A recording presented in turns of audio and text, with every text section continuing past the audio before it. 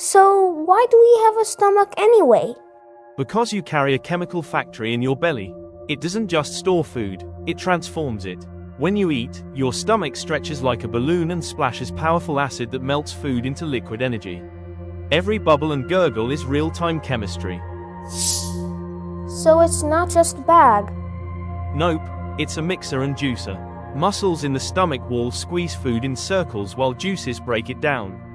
Imagine a smoothie blender that runs 24/7 inside you.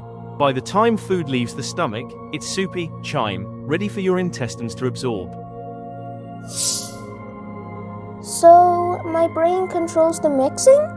Exactly. The vagus nerve connects your brain and stomach like a two-way radio. When you see pizza, your brain instantly sends a "get ready" signal. Acid and enzymes start flowing before the first bite hits your tongue. That's why thinking about food can make your tummy growl. Then what's really in my tummy when I eat? A foamy, bubbly mix of acid, enzymes, and water. Strong enough to dissolve metal, but protected by mucus walls so you don't digest yourself. It's a perfect balance of destruction and defense that science still studies today.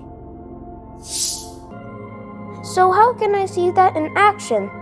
Try this home trick. Put a spoonful of cooked rice and water in a clear bottle. Shake it for 10 seconds. Watch it turn milky and bubbly. That's a mini version of digestion. If you try it, comment "Tummy Mixer." Subscribe for more crazy body mysteries and download your science tracker below to record your results. So does that mean my stomach is a living blender that my brain controls? Exactly. Next time you eat, pause for a second and thank your belly's science team.